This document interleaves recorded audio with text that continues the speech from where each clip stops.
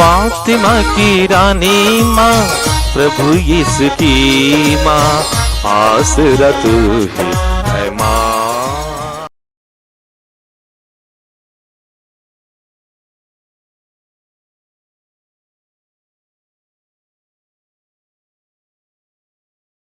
पहला पाठ गणना ग्रंथ अध्याय 24 पद संख्याएं 2 से 7, 15 से 17 तक।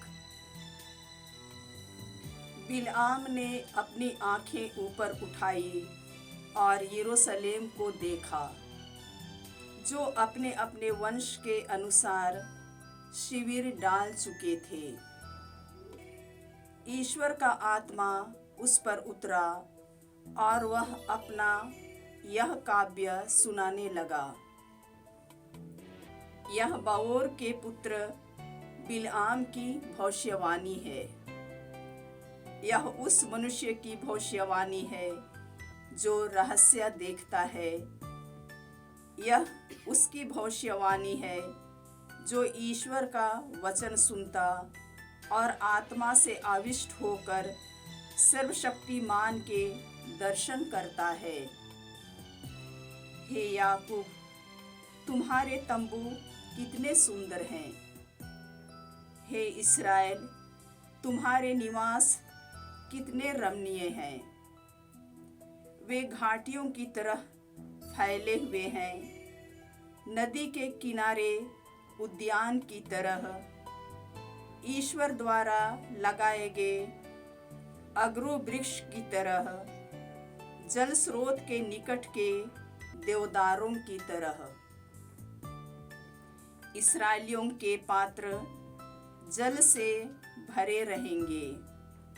उनके बोए हुए खेतों की भरपूर सिंचाई होगी। उनका राजा आगाग से भी महान होगा और उसका राजाधिकार बढ़ाया जाएगा। इसके बाद बिलआम ने फिर कहा, यह बाओर के पुत्र बिलआम की भविष्यवाणी है। वह उस मनुष्य की भविष्यवाणी है जो रहस्य देखता है। यह उसकी भविष्यवाणी है जो ईश्वर के वचन सुनता और आत्मा से आविष्ट होकर सर्वशक्तिमान के दर्शन करता है। मैं उससे देखता हूँ, किंतु वर्तमान में नहीं। मैं उसके दर्शन करता हूँ, किंतु निकट से नहीं। याकूब के वंश में एक तारे का उदय होगा। इस्राएल के वंश में एक राजा उत्पन्न होगा। वह मोआब की कनपट्टियों को और सेत के पुत्रों का कपाल चूर चूर कर देगा। प्रभु की वाणी। ईश्वर को धन्यवाद। भजन अनुवाक्य। हे प्रभु, तू मुझे अपने पथ बता। हे प्रभु, तू मुझे अपने पथ बता। हे प्रभु, तू मुझे अपने मार्ग सिखा। तू मुझे अपने पथ बता। मुझे अपनी सच्चाई के मार्ग पर ले चल और मुझे शिक्षा देने की कृपा कर, क्योंकि तू ही मेरा ईश्वर और मुक्तिदाता है। अनुवाक्य। हे प्रभु, तू मुझे अपने पथ बता। हे प्रभु, तू मुझे अपने पथ बता। हे प्रभु, अपनी करुणा और दयालुता याद कर, जो अनंत काल से बनी हुई है। हे प्रभु, अपनी दयालुता और भलाई के अनुसार तू मेरी सुध लेने की कृपा कर। अनुवाक्य। हे प्रभु, तू मुझे अपने पथ बता। हे प्रभु, तू मुझे अपने पथ बता। प्रभु भलाई और न्यायी है। वह पापियों को मार्ग पर लाता है। वह दीनों को सन्मार्ग पर ले चलता और पथ दलितों को अपना मार्ग बताता है। अनुवाक्य। हे प्रभु तू मुझे अपने पथ बता। हे प्रभु तू मुझे अपने पथ बता। जय घोष। हालेलुया। हे प्रभु हम पर दया प्रदर्शित कर और हमें मुक्ति प्रदान कर। हालेलुया। प्रभु आप लोगों के साथ हो और आपकी आत्मा के साथ। संत मत्ती के अनुसार पवित्र सुसमाचार। हे प्रभु तेरी महिमा हो। अध्याय 21 पद संख्या 23 से 27 तक।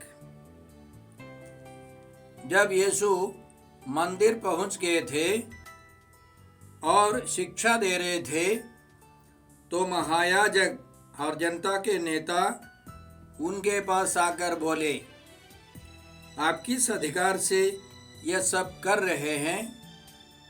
किसने आपको यह अधिकार दिया? यीशु ने उन्हें उत्तर दिया, मैं भी आप लोगों से एक प्रश्न पूछना चाहता हूँ। यदि आप मुझे इसका उत्तर देंगे तो मैं भी आपको बता दूंगा कि मैं किस अधिकार से यह सब कर रहा हूँ। यूहन्ना का बपतिस्मा कहाँ का था? वे यह कहते हुए आपस में परामर्श करते थे, यदि हम कहें स्वर्ग का तो यह हमसे कहेंगे, तब आप लोगों ने उस पर विश्वास क्यों नहीं किया? यदि हम कहें मनुष्यों का तो जनता से डर है, क्योंकि सब यूहन्ना को नबी मानते हैं।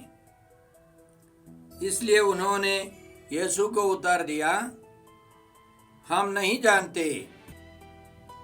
इस पर यीशु ने उनसे कहा, तब मैं भी आप लोगों को नहीं बताऊंगा कि मैं किस अधिकार से यह सब कर रहा हूँ।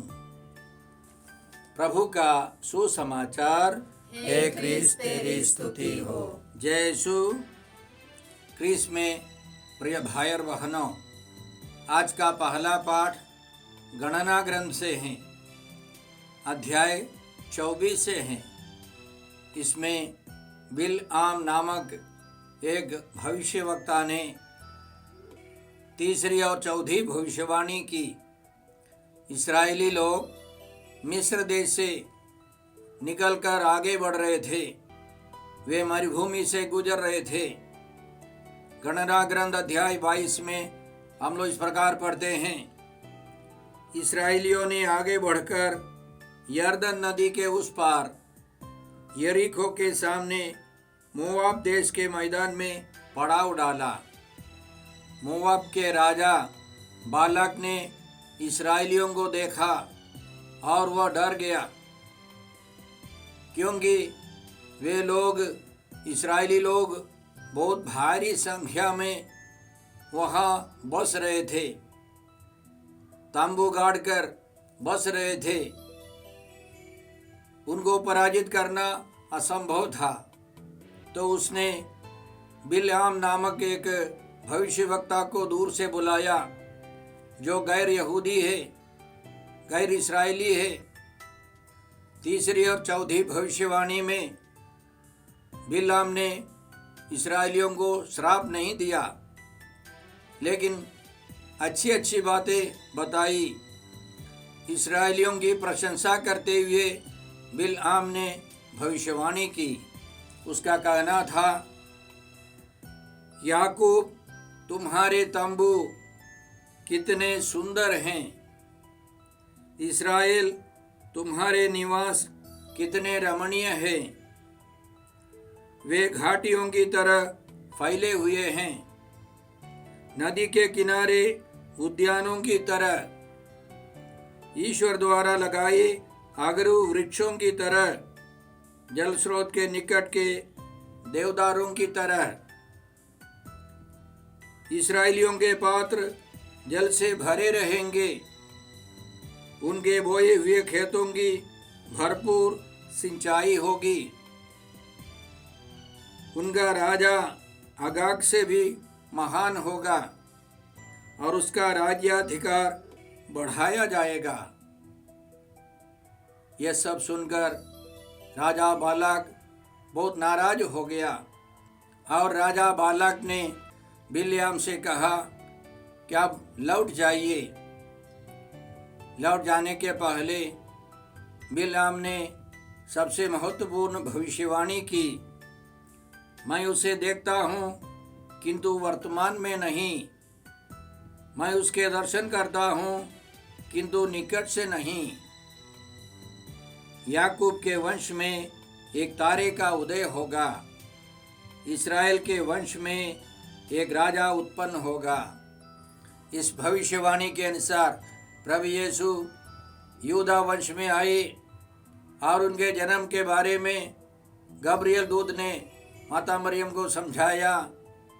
वे इस्राएल पर सदा सर्वदा राज्य करेंगे, वे याकूब के घराने पर सदा सर्वदा राज्य करेंगे और उनके राज्य का अंत नहीं होगा।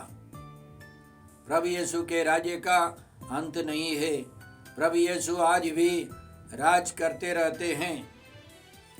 आज के सुसमाचार में हमने सुना कि प्रभु यीशु यरूशलेम मंदिर में शिक्षा दे रहे थे, तो महायाजकों ने और जनता के नेताओं ने मिलकर यीशु से सवाल किए, आप किस अधिकार से यह सब कर रहे हैं? किसने आपको यह अधिकार दिया है? तो यीशु ने भी एक सवाल पूछा उनसे, यूहन्ना का बपतिस्मा कहाँ का था, स्वर्ग का अथवा मनुष्यों का? तो उन्होंने आपस में विचार किया और सही जवाब देने से इनकार कर दिया। इसको समझने के लिए इस घटना के पहले की 3 महत्वपूर्ण घटनाओं को हमें मन में रखना है। सबसे पहले प्रभु यीशु एक गधे पर सवार होकर यरूशलेम नगर में प्रवेश करके और जनता बड़ी उत्सुकता से उनकी प्रशंसा कर रही थी। इसी तरह राजाओं के पहले ग्रंथ के पहले अध्याय में हम लोग पढ़ते हैं कि दाऊद के खच्चर पर उसके बेटे सुलेमान को बैठाकर लोगों ने राजा का अभिषेक किया। नए राजा सुलेमान का अभिषेक किया और बड़ी उत्सुकता से नारा लगाकर लोग उसको ले चल रहे थे। तो यीशु यरूशलेम नगर में प्रवेश कर रहे थे तो लोगों ने इसी तरह की घोषणा की, नारे लगाए, दाऊद के पुत्र को होशाना, धन्य है वह जो प्रभु के नाम पर आते हैं, सर्वोच्च स्वर्ग में होशाना। तो यीशु राजा है।